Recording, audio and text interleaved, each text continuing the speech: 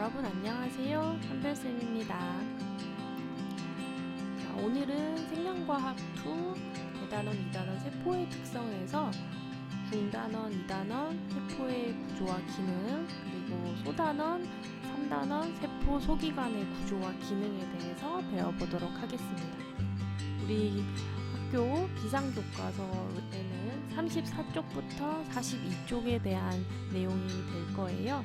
여러분 교과서에 있는 그림이랑 같이 꼭 보셔야 되니까 교과서를 준비해 주세요. 자, 이번 시간의 학습 목표는 제목에서 봤듯이 세포 소기관들의 구조와 기능에 대해서 알아볼 거예요. 그래서 얘네들을 이제 학습해 보면은 세포 소기관들이 다 각각의 기능을 가지고 있지만 결국 다 유기적으로 연결되어 있는 것을 알 수가 있습니다. 그리고 세포 소기관에 대한 내용들은 여러분들이 1학년 때와 2학년 때 다른 과학 과목을 배우면서 조금 배운 게 있기 때문에 그렇게 생소하거나 어려운 내용은 아닐 거예요. 그래서 여러분들이 예전에 배웠던 내용을 좀 되새겨 보면서 오늘 수업 시작할게요. 자, 먼저 34, 35쪽에 보시면 동물세포와 식물세포 그림이 먼저 나와 있습니다.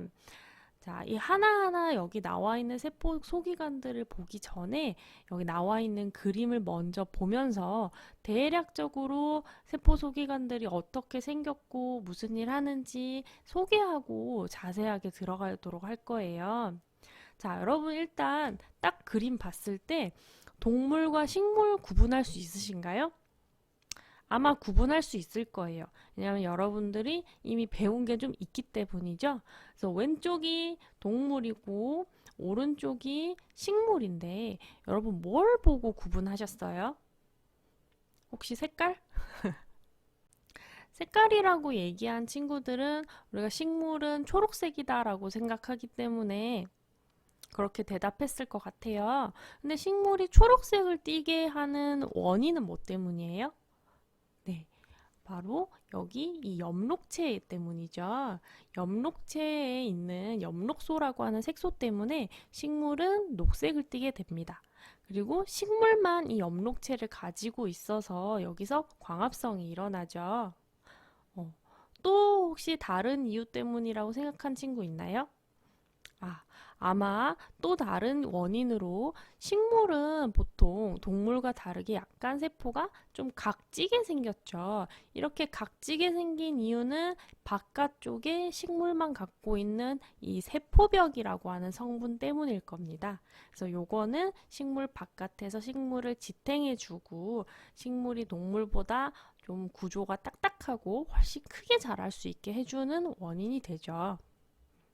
그래서 아마 이 정도가 여러분들이 식물과 동물을 구분하는 힌트가 됐을 것 같아요.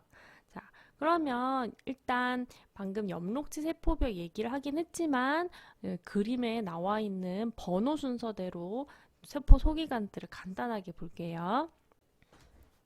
자, 그림이나 글자가 영상에서는 좀 작게 나올 수도 있으니까 여러분들 교과서에 있는 그림을 참고하세요. 자, 1번은 세포막입니다. 세포막의 성분을 우리가 앞에 단원에서 인지질이라고 배웠었죠. 그리고 이 다음 단원에서 세포막에 대해서 좀 더 자세하게 배울 거예요. 그래서 모든 세포는 일단 맨 바깥을 둘러싸는 세포막이 있어야 세포라고 할 수가 있죠. 그래서 첫 번째 세포막이었고요. 자, 두 번째는 핵입니다. 핵. 핵은 앞 시간에 배웠듯이 진핵세포는 핵막이 있어서 핵이라는 구조물을 관찰할 수 있었죠. 그래서 핵 안에는 유전물질이 들어있다라는 사실 여러분 알고 있을 겁니다. 자, 그리고 3번은 자, 그림에서 좀 작아서 찾기가 힘들 수도 있는데 이름이 리보솜이에요. 리보솜. 리보솜 어디에 있나? 자, 보면은 각각의 여기 3번 동물과 식물 모두 그림을 잘 보면 작은 알갱이들이 막 이렇게 퍼져 있는 걸 볼 수 있을 거예요. 그래서 어떤 애들은 여기 꾸불꾸불한 이상한 막 옆에 막 붙어 있는 애들도 있고 어떤 애들은 그냥 여기 세포질에 막 퍼져 있는 애들도 있을 거예요. 예, 그래서 동물과 식물 모두 리보솜이라고 하는 알갱이들을 가지고 있고요. 얘는 하는 역할이 단백질 합성이라고 교과서에 나와 있습니다. 자, 4번은 찾아볼게요. 4번은 소포체이고요. 역시 양쪽 세포 모두 다 있고 얘네들 거친면 소포체, 매끈면 소포체 두 가지로 있는 거 보이시죠?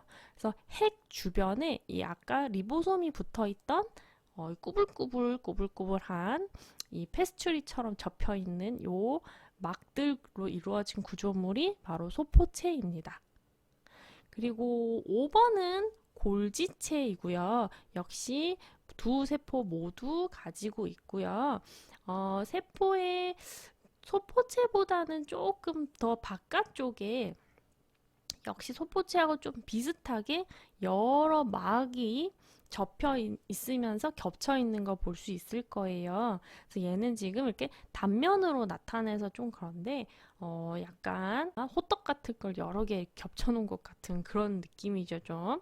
그래서 얘네가 골지체입니다. 그래서 골지체는 소포체에서 전달된 단백질의 운반과 분비에 관여한다. 이렇게 나와 있네요.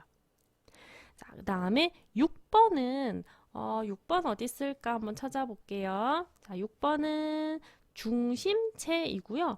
얘는 근데 보니까 식물에는 없어요. 그쵸? 그래서 중심체는 동물에만 있습니다. 그리고 어떤 구조물이냐면 여기 그림에 좀 잘 안 보일 수도 있겠는데 약간 뭐라고 해야 되지? 추러스 같이 생긴 구조물이 두 개가 이렇게 있는 거 볼 수 있을 거예요. 그래서 얘는 중심립 두 개로 구성이 되며 미세소관 합성한다 라고 설명 나와 있습니다. 자, 그 다음에 7번. 자, 7번은 미토콘드리아고요. 양 세포 모두 여기 미토콘드리아 가지고 있어요. 그래서 얘는 뭔가 약간 강낭콩처럼 생겼는데 안에 이렇게 꾸불꾸불꾸불꾸불한 막들이 접혀 있는 거 볼 수 있죠. 그래서 약간 언뜻 보면 케찹 뿌려놓은 핫도그 같이 생겼는데 이렇게 생긴 거 미토콘드리아 찾으시면 되고요. 미토콘드리아는 유기물을 분해하여 세포에 필요한 에너지를 생성한다 라고 나와 있습니다. 자, 그 다음 8번 찾아볼게요. 8번은 리소좀이고요. 리소좀은 뭐 하는 친구일까? 8번 리소좀 설명 보면 가수분해 요소가 있어서 세포 내 소화를 담당한다라고 나와 있습니다. 자, 그런데 리소좀은 왜 식물에는 표시가 되어 있지 않을까? 자, 리소좀은 그림에서 약간 작은 주머니 형태로 표시가 되어 있고요. 지금 교과서의 그림에는 동물 세포에만 있는 것처럼 나와 있는데 사실 주로 동물 세포에서 많이 관찰되기는 하지만 일부 식물도 갖고 있는 경우가 간혹 발견되기 때문에 식물에 없다고 말하기는 좀 애매한 부분이 있어요.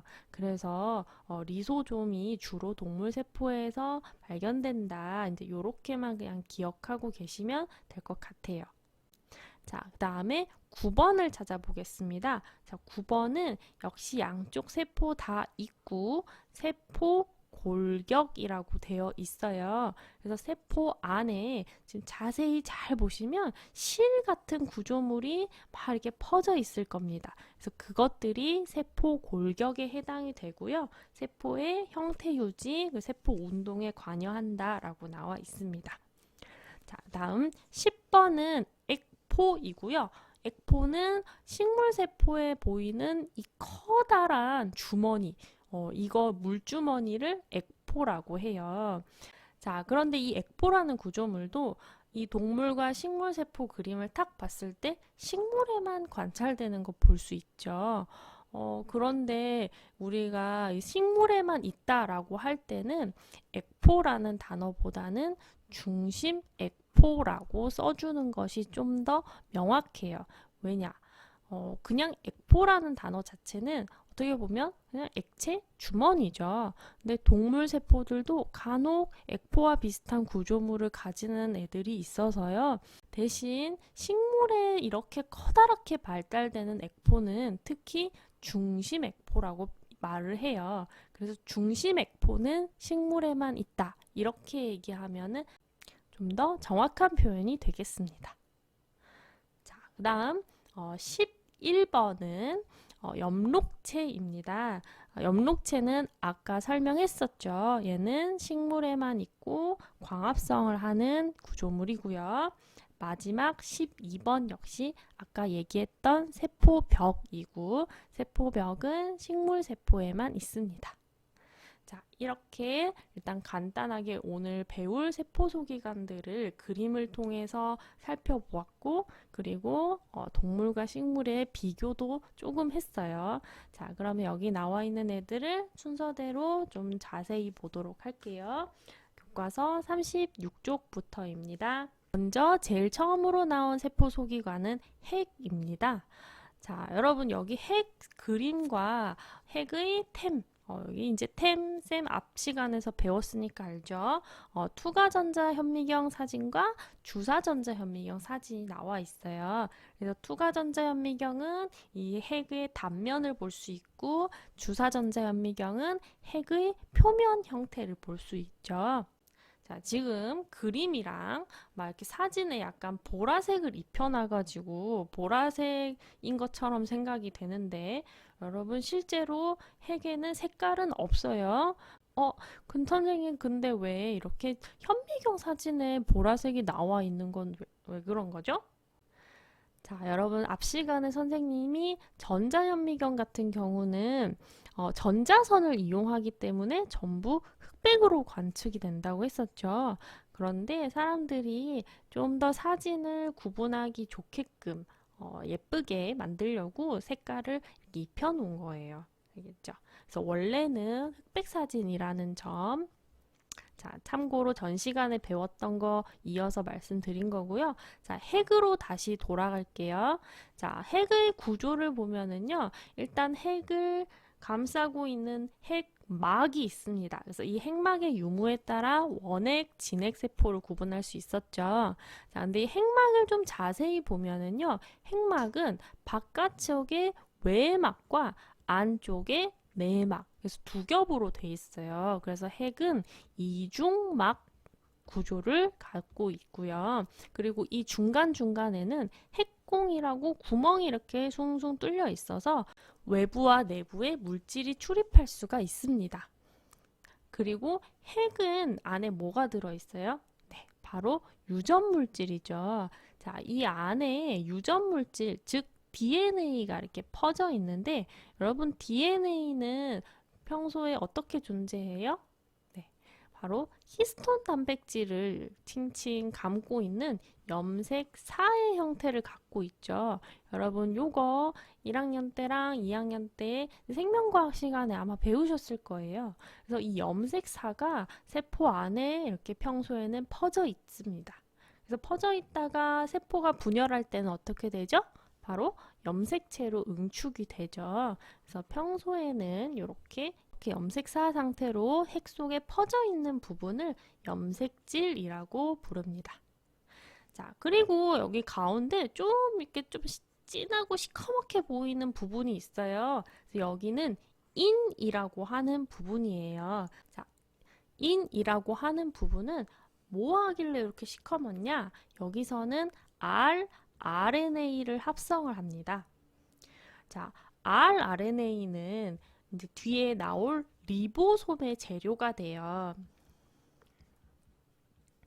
자, 그런데 여러분 RNA는 DNA를 전사하면 만들어지는 부분이잖아요. DNA에서 rRNA에 대한 정보를 암호화하고 있는 부분에서 열심히 rRNA를 만들어내고 있는 부분이에요.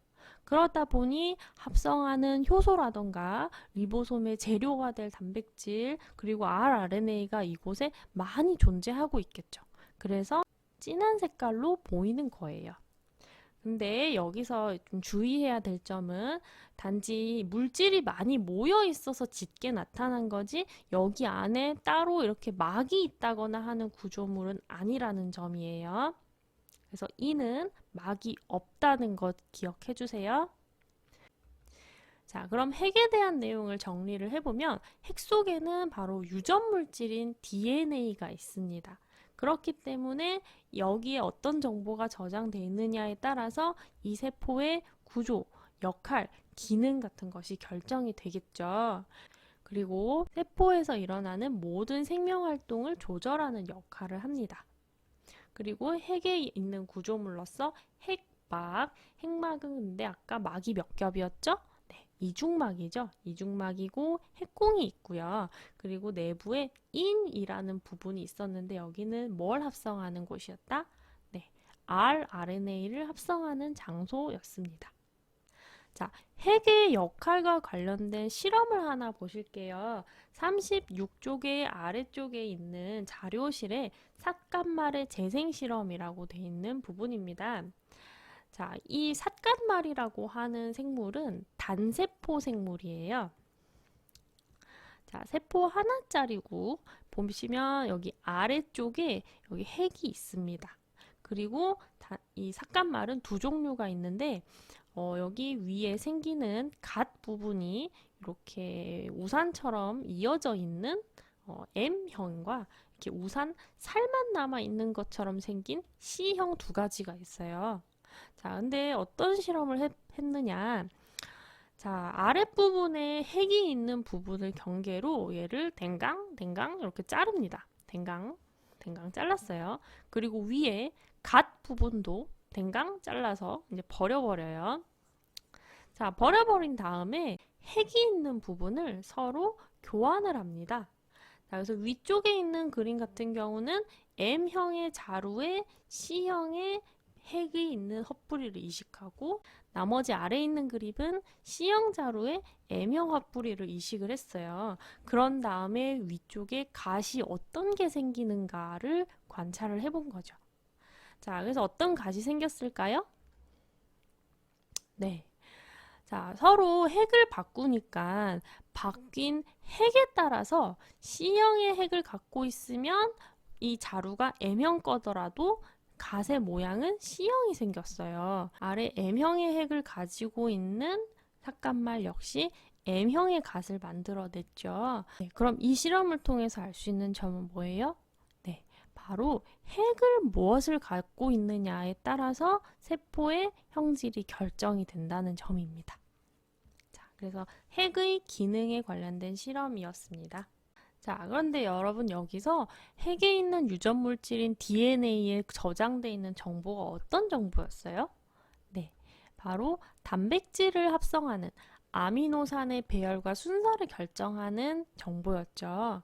자, 그래서 DNA의 유전 정보에 따라 단백질을 합성하는 세포 소기관이 바로 두 번째 세포 소기관 리보솜입니다.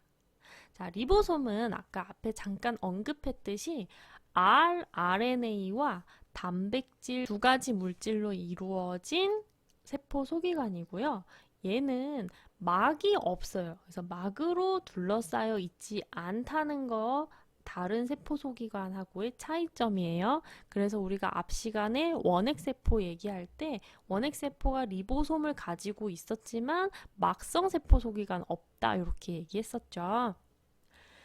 자, 리보솜의 생김새를 좀 보시면은요, 막 없이 이런 동글동글한 알갱이처럼 우리가 그림을 그리는데, 실제 이 리보솜을 보시면은 두 개의 단위체로 이루어져 있어요. 그래서 커다란 대단위체와 작은 소단위체 두 가지가 결합해서 생기고요.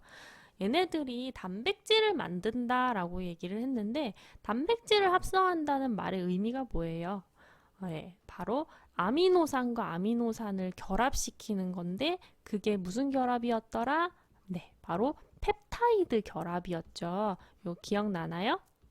네, 전 시간에 배운 거 계속 나오고 있어요. 그래서 펩타이드 결합을 만들어주는 게 바로 이 리보솜이 하는 역할입니다. 자, 그런데 아까 앞에서 봤던 세포 그림에서 리보솜이 세포질에 막 퍼져 있기도 했지만 또 어디에 많이 있었어요? 네, 바로 핵막 주변에 있던 이 납작하고 꾸불꾸불하게 겹겹이 쌓여있던 이 주머니들, 이 소포체 주변에 리보솜이 다닥다닥 붙어 있는 거 볼 수 있었죠. 자, 세 번째 세포 소기관은 소포체인데, 소포체는 이렇게 핵막의 주변에 위치하고요. 일부는 핵막과 연결되는 이런 부분도 있어요. 자, 그리고 자세히 보시면은 소포체는 크게 두 가지로 구분을 할 수가 있어요. 그래서 요 노란 요 조그만한 알갱이들, 얘네들이 바로 리보솜이고요. 리보솜이 표면에 이렇게 붙어 있는 애들은 거친면 소포체라고 해요. 그러니까 마치 표면이 리보솜이 붙어 있어서 거칠거칠할 것 같잖아요. 그래서 거친면 소포체, 그리고 리보솜이 붙어 있지 않는 소포체는 매끈면 소포체, 이렇게 구분을 해요. 소포체는 마치 겹쳐 있어서 막이 여러 겹인 것 같지만 하나하나를 보면은 단일막으로 이루어져 있는 거 볼 수 있습니다. 그래서 소포체는 단일막 구조라는 거 기억해 주시고요. 부분적으로 핵막과 연결되는 부분도 있었습니다. 자, 소포체가 하는 역할은 무엇이냐? 물질 수송의 통로 역할을 한다고 되어 있는데, 사실 좀 더 정확하게는 거친면 소포체와 매끈면 소포체가 하는 역할이 달라요. 자, 거친면 소포체는 단백질을 가공하고 운반하는 역할을 합니다. 자, 아까 단백질을 합성하는 게 누구였어요? 네, 바로 리보솜이었죠. 그래서 리보솜이 단백질을 이렇게 아미노산을 붙여가지고 합성을 하고 있어요. 근데 얘가 단백질을 이렇게 막 합성을 하다 보니까 이 단백질은 어딘가 밖으로 나가거나 다른 세포 소기관으로 가야 할 것 같은데? 자, 이런 경우에 리보솜이 어디로 가느냐? 바로 아까 앞에 그림에서 봤듯이 소포체로 가는 겁니다. 자, 그림이 좀 이상하지만 얘가 소포체예요. 겹겹이 이렇게 쌓여 있는 소포체로 와서 이 표면에 리보솜이 붙어요. 그런 다음에 얘는 자기가 합성하는 이 폴리펩타이드를 이 소포체 안으로 집어넣는 겁니다. 이 소포체 안에 단백질이 될 폴리펩타이드들이 들어오는 거예요. 그래서 리보솜이 이 소포체의 표면에 다닥다닥 붙어 있는 겁니다.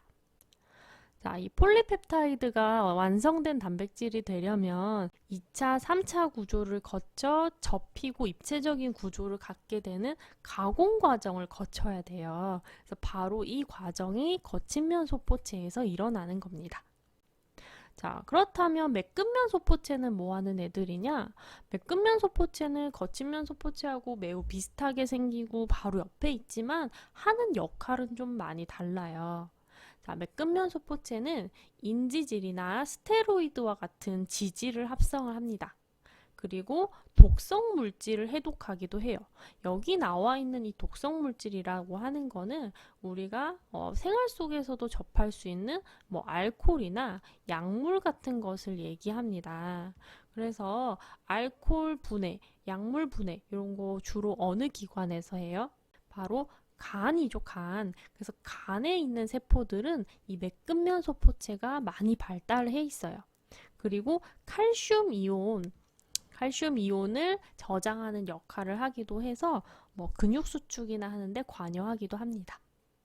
그래서 하는 역할이 이렇게 좀 다른데 거친면 소포체는 어쨌든 보면 단백질이랑 관련이 돼 있고요. 매끈면 소포체는 인지질, 스테로이드, 지질에 관련이 돼 있기 때문에 단백질을 많이 분비하는 그런 세포들은 거친면 소포체가 많이 발달하겠죠. 그래서 주로 어떤 애들이겠어요? 뭐 소화 효소나 호르몬, 항체, 앞 시간에 배웠었죠. 단백질이 하는 역할이 효소, 호르몬, 항체의 성분이다 이렇게 얘기했었죠. 그래서 이런 물질을 분비하는 세포들의 거친면 소포체가 많을 거고요. 그리고 뭐 스테로이드는 부신 피질 호르몬의 성분이었죠. 그래서 부신 피질에 있는 세포들 같은 경우는 매끈면 소포체가 많이 발달해 있을 거예요. 이렇게 세포 소기관들이 하는 역할이 다르기 때문에 세포의 역할에 따라서 세포 소기관도 다르게 발달을 하게 됩니다. 자, 그럼 다음 세포 소기관은 골지체입니다. 교과서 38쪽으로 넘어갔어요. 자, 골지체는 소포체에서 이어집니다. 아까 소포체 중에서도 거친 면 소포체가 단백질을 가공을 했는데요. 그 단백질을 받아서 이제 실제 이 단백질이 가야 할 목적지로 수송해주는 역할을 하는 것이 바로 이 골지체예요. 단백질, 지질 등 다른 세포 소기관이나 세포 바깥으로 분비되어야 할 물질을 수송하고 운반하는 역할을 합니다. 그래서 생김새를 보면은 이렇게 호떡을 여러 개 이렇게 막 겹쳐 놓은 것처럼 생겼는데 여기 소포체처럼 단일막 구조고요.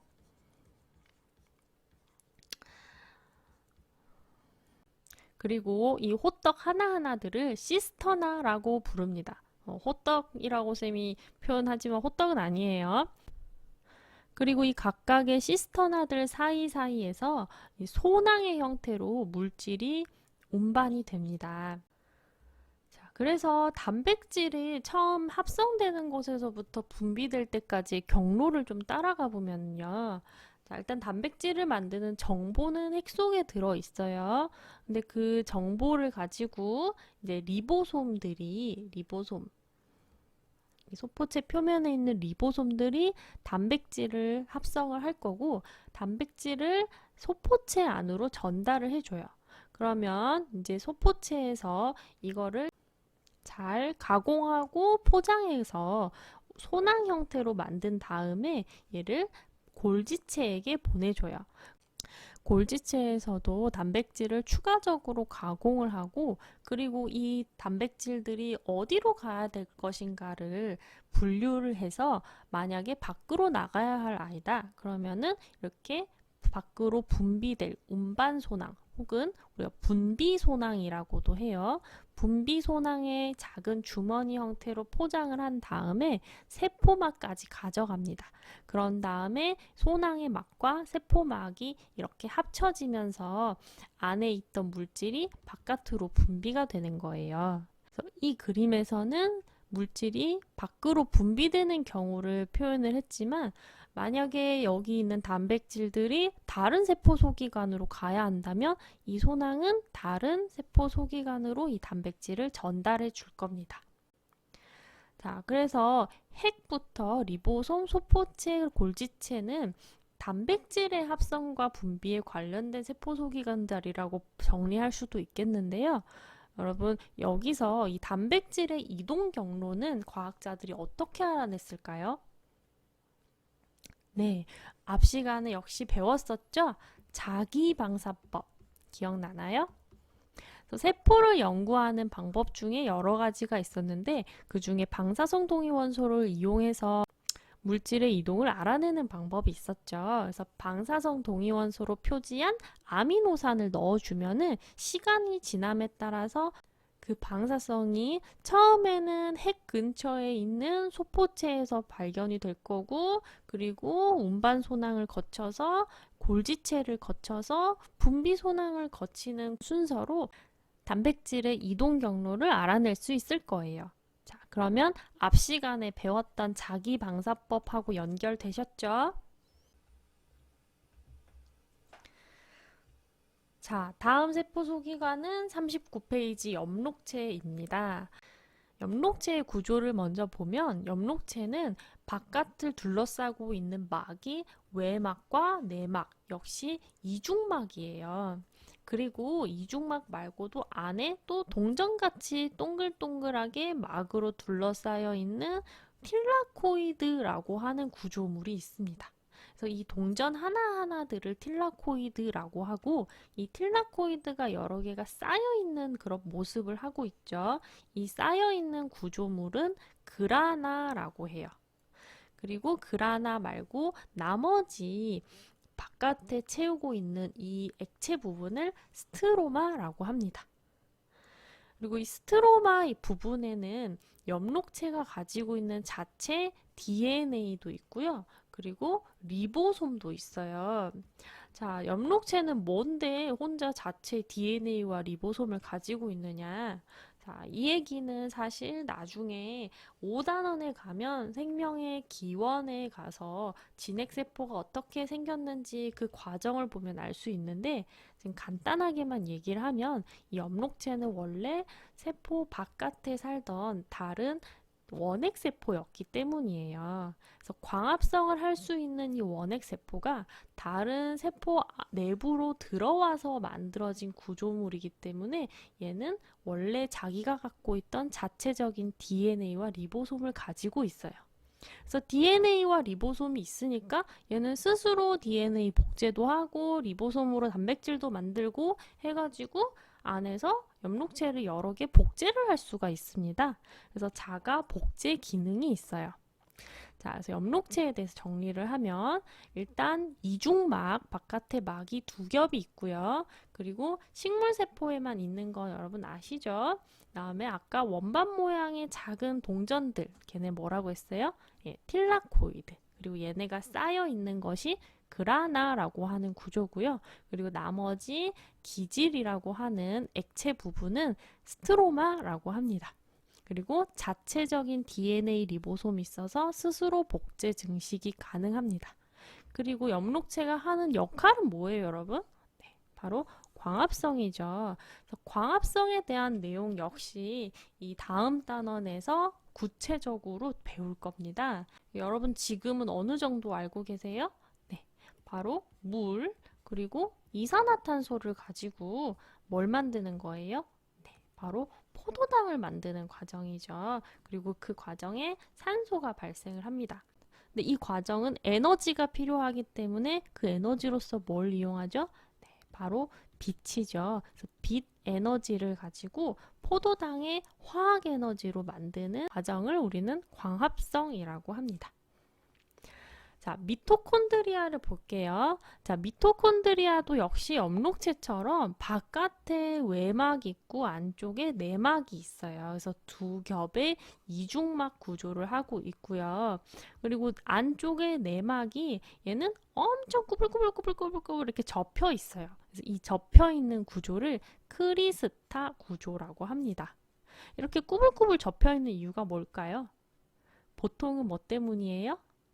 네, 바로 표면적 때문이죠. 그래서 표면적의 증가를 위해서 꾸불꾸불 접혀 있는 겁니다. 자, 미토콘드리아는 아까 봤듯이 동물세포, 식물세포 둘 다 있었고요. 그리고 막은 두 겹, 이중막 구조고 내막의 주름 아까 뭐라고요? 네, 크리스타라고 합니다. 그리고 얘도 엽록체처럼 자체적인 DNA와 리보솜이 있어요. 그래서 얘도 스스로 복제하고 증식할 수 있습니다. 그리고 미토콘드리아가 하는 역할은 뭐죠? 네, 바로 유기물을 분해해서 에너지를 얻는 세포호흡이죠. 포도당을 분해해서 이산화탄소와 물을 만들어내고 그리고 그 과정에서 에너지를 얻죠. 그래서 포도당에 있는 화학 에너지를 우리 생물에서 사용할 수 있는 ATP라고 하는 에너지로 바꿉니다. 그래서 세포에서 에너지를 생산하는 기구가 바로 미토콘드리아 되겠습니다. 자, 근데 이렇게 보니까 엽록체랑 미토콘드리아가 상당히 공통점이 많죠. 그래서 공통점이 많기 때문에 이 둘은 이런 점을 잘 비교해서 기억해 두면 좋을 것 같아요. 그래서 첫 번째는 아까 어떤 거 있었어요? 네, 둘 다 이중막 구조라는 점이 공통점이었고요. 두 번째는 얘네 둘 다 뭘 갖고 있었어요?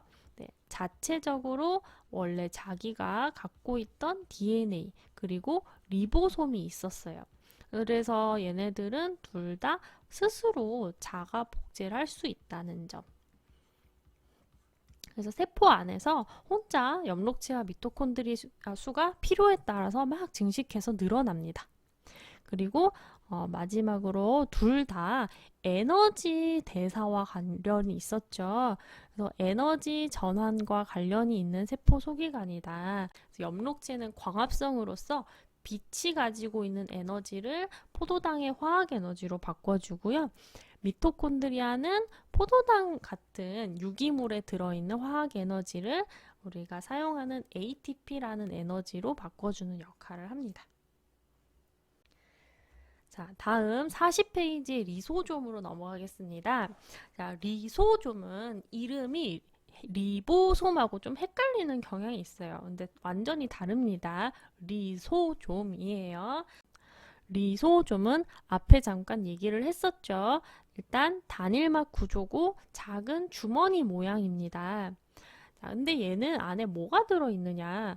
바로 가수분해 효소가 들어있어요. 여러분, 효소는 단백질이죠. 그래서 단백질이기 때문에 아마 교과서에 보면은 골지체의 일부가 떨어져 나와 만들어져 있다. 이렇게 했을 거예요. 그래서 리보솜이 효소를 합성해서 소포체한테 주면 걔를 골지체한테 주고 골지체가 리소좀을 만들어냅니다. 자, 근데 가수분해 효소는 무슨 뜻일까요? 일단 분해하는 걸 도와주는 효소인 것 같아. 근데 앞에 가수는 뭐냐? 더한다, 뭐를? 물을요. 물을 더해서 물질을 분해하는 효소들을 가수분해 효소라고 합니다. 보통 우리 몸에서 분비하는 소화효소들이 대부분 가수분해 효소예요. 그래서 얘는 물질을 분해하는 역할을 하는데 그럼 뭘 분해하느냐? 자, 세포가 바깥에서 뭔가 세균이나 이물질 같은 거를 잡아먹었어. 그러면 이거를 분해해야겠죠. 이물질을 분해합니다.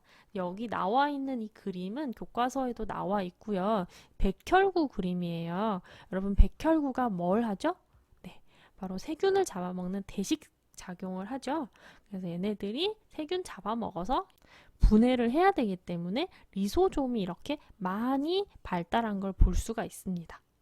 자, 그리고 외부에서 온 물질이 아니더라도 내 것 중에서도 손상돼서 못 쓰는 애들, 그리고 내가 만든 노폐물 이런 것들도 분해를 해서 그 재료들을 재사용할 수 있게 해주는 거예요. 그래서 아래 리소좀 그림 두 가지 보시면 세포 밖에서 들어온 물질을 소낭 형태로 싼 다음에 리소좀이랑 합쳐서 물질을 이렇게 분해하거나 아니면 손상된 세포 소기관을 역시 리소좀과 합쳐서 이렇게 분해해서 재료를 재사용할 수 있게 해주는 그런 역할을 합니다. 이렇게 세포 안에서 물질을 분해하는 역할을 하기 때문에 리소좀의 역할을 세포 내 소화라고 표현하기도 해요.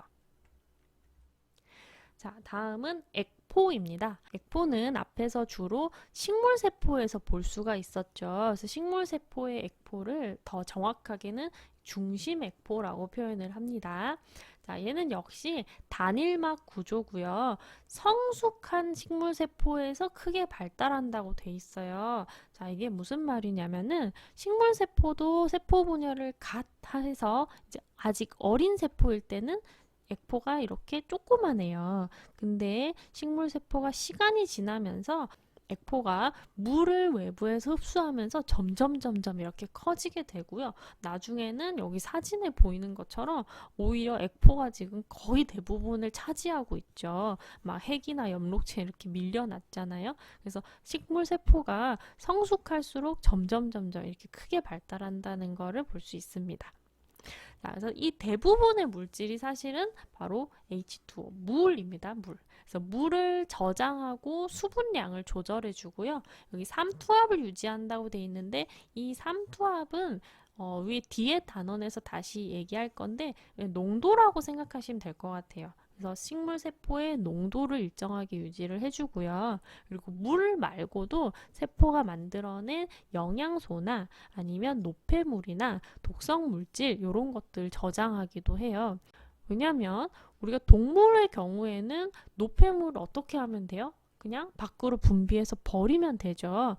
하지만 식물은 그런 배설 활동이 힘들기 때문에 액포 속에 저장을 해놓고요. 그리고 여기 색소, 그리고 꽃을 보면 노랗고 빨갛고 하잖아요. 그렇게 색깔을 띠게 하는 색소도 이 액포 속에 저장이 됩니다. 자, 다음은 세포 골격입니다. 자, 세포 골격은 세포 소기관의 위치와 세포 형태를 유지해 주는 역할을 하는데 이게 무슨 말이냐면요. 우리가 세포 그림을 보면은 항상 세포 거의 가운데에 주로 핵이 위치를 하고 있고 그 다음에 주변에 이제 다른 세포 소기관들이 막 이렇게 위치를 하고 있는 형태로 그림을 많이 그려요. 근데 여러분 생각해 보세요. 세포도 어쨌든 중력의 영향을 받을 건데 그렇다면은 이게 어떻게 보면 커다란 물주머니인데 그 안에 세포 소기관들이 세포 이렇게 바닥에 막 이렇게 다 이렇게 깔아앉아서 깔려야 되는 거 아닌가? 이런 생각 물론 안 해보시겠지만 뭐 그럴 수 있잖아요. 자, 그런데 이렇게 되지 않는 이유는 바로 이 세포 골격들 때문입니다. 우리가 그림으로 그릴 때 사실 세포 골격을 잘 그리지는 않지만 실제로는 이렇게 여기 책에 나와 있는 그림처럼 가느다란 골격 같은 섬유들이 세포 안에 이렇게 그물처럼 퍼져 있어요. 자, 근데 이 세포 골격은 종류가 세 가지입니다. 바로 미세소관, 중간섬유, 미세섬유예요. 이 중에 가장 두꺼운 것은 미세소관이고요. 미세소관은 보는 것처럼 이렇게 원통형으로 가운데가 비어있게 생겼습니다. 그리고 중간섬유는 여러 개의 단백질 사슬이 이렇게 꼬여있는 형태로 생겼고요. 미세섬유는 두 가닥의 필라멘트가 이렇게 꼬여있는 것처럼 생겼어요. 얘네들은 전부 다 단백질로 이루어져 있고요. 이 동글동글하게 표현된 알갱이들 사실 다 단백질입니다. 각각의 역할을 좀 더 자세히 보겠습니다. 자, 미세소관, 중간섬유, 미세섬유 세 가지고요. 미세소관은 아까 가장 크고 원통형으로 생겼다고 했었죠. 자, 얘는 하는 역할이 세포소기관, 소낭, 염색체가 이동하는 것에 관여해요. 세포 안에 아까 예를 들어서 여기 소포체가 있고 골지체가 있다고 하면은 소포체에서 골지체로 소낭이 이동을 했었죠. 이때 소낭이 미세소관을 타고 소포체에서 골지체로 이동을 합니다. 이렇게 세포 안에서 물질들이 이동할 때 관여를 하고요. 그리고 염색체 이동에 관여한다라고 돼 있는데 그 이유는 바로 미세소관이 방추사의 재료가 되기 때문이에요. 방추사 뭔지 기억나나요? 우리 생원에서 여러분들 세포 분열 배울 때 염색체를 이동시켜 주는 것이 바로 방추사였죠. 그래서 이 방추사는 미세소관으로 이루어져 있습니다. 그리고 중심립, 선모, 편모를 구성하는 성분인데 여기에 대해서는 뒤에 그림이랑 같이 이따가 다시 설명할게요. 자, 두 번째로 굵었던 중간섬유입니다. 중간섬유는 여러 가닥 단백질이 꼬여 있는 형태여서 얘네들은 좀 구조가 매우 안정이 돼 있어요. 그래서 세포의 형태와 핵막의 형태를 유지할 수 있게 도와주는 역할을 하고요. 그리고 제일 가늘었던 미세섬유의 경우에 사실 그 미세섬유를 이루고 있는 단백질이 액틴이라고 하는 단백질입니다. 근데 액틴 필라멘트 이거 어디서 들어보지 않았어요? 그쵸? 여러분 작년에 근육 수축 배울 때 액틴 필라멘트, 마이오신 필라멘트 배웠죠? 네, 그때 그 액틴 필라멘트와 같은 성분이에요. 그래서 근육 수축하는데도 이 미세섬유가 관여하고요. 그리고 주로 세포 전체에 퍼져 있긴 하지만 세포막 아래에 주로 많이 퍼져 있기 때문에 동물 세포가 세포질 분열을 할 때 큰 역할을 해요. 자, 여러분 이 교과서에 있는 그림인데 동물 세포는 세포질 분열을 할 때 세포막이 이렇게 함입되면서 세포질 분열이 일어나죠. 이때 이렇게 세포막을 찌그러지게 해주는 게 이 세포막 아래에 퍼져 있는 미세섬유들이 서로 당기면서 수축하기 때문이에요. 자, 세포골격의 다른 사진들을 좀 볼게요. 이 사진들 딱 보니까 형광현미경이라는 거 알 수 있겠어요? 형광현미경으로 각각의 세포 골격을 염색해서 나타낸 사진인데요. 첫 번째는 여기 이 노란 선들이 다 미세소관이고요.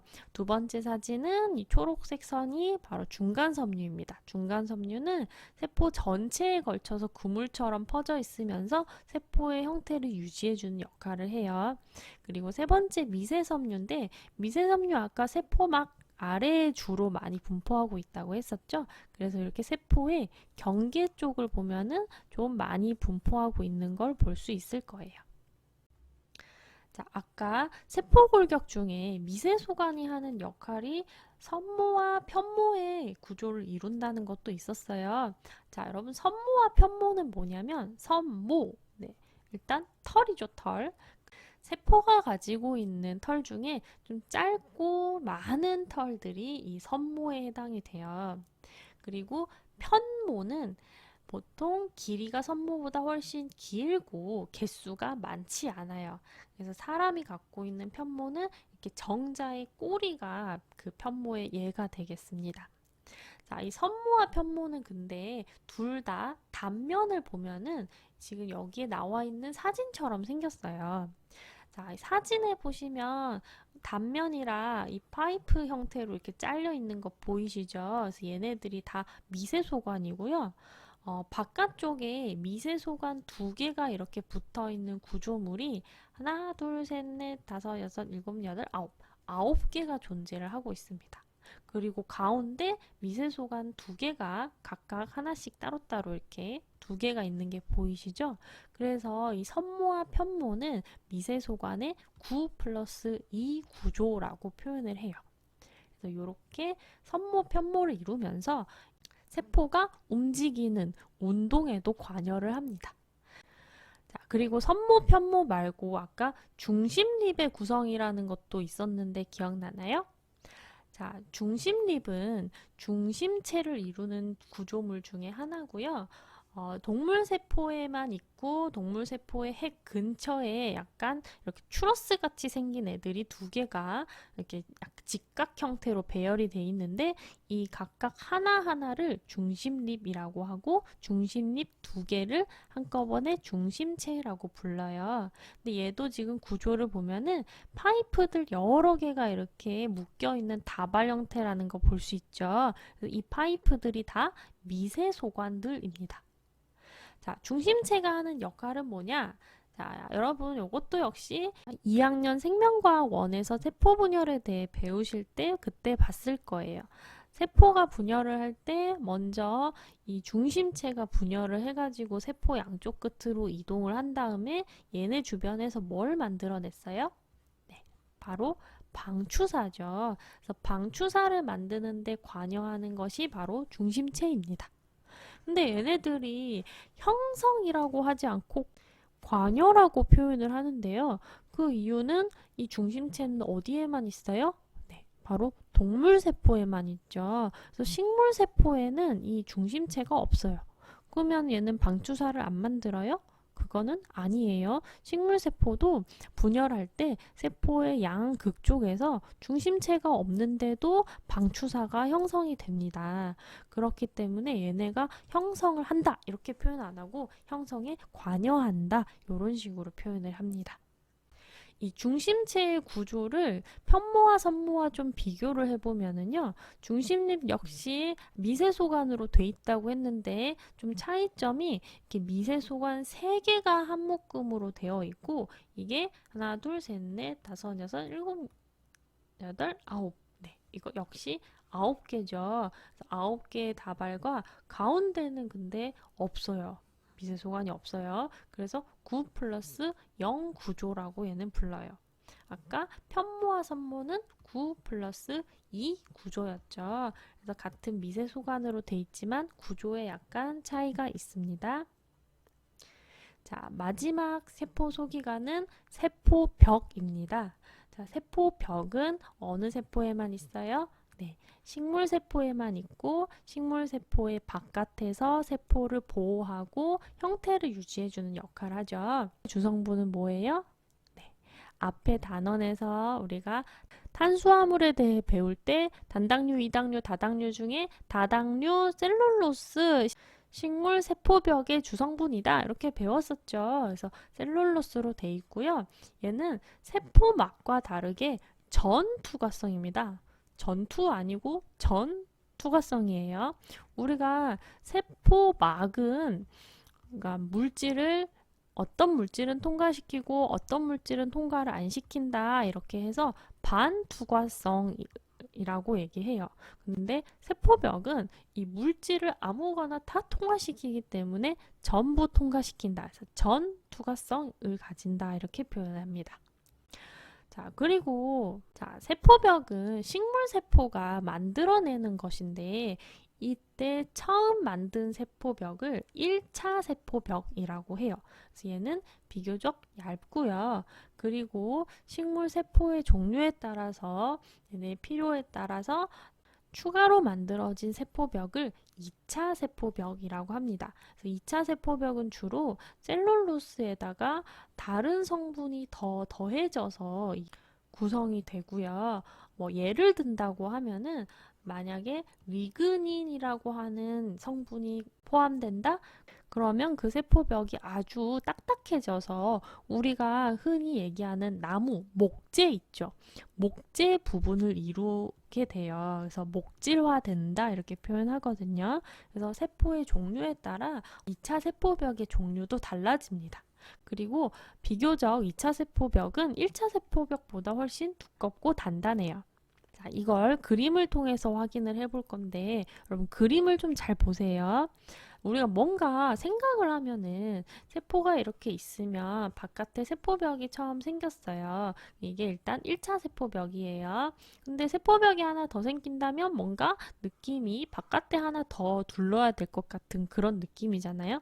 근데 사실 세포벽이라고 하는 거는 식물세포가 세포 바깥에 분비해서 만들어낸 거예요. 그래서 셀룰로스를 합성해서 바깥으로 분비해서 만드는 거기 때문에 얘가 1차 세포벽이라고 하면 세포가 여기서 물질을 또 밖으로 분비하면은 어디에 2차 세포벽이 생기겠어요? 네, 바로 1차 세포벽의 안쪽에 생깁니다.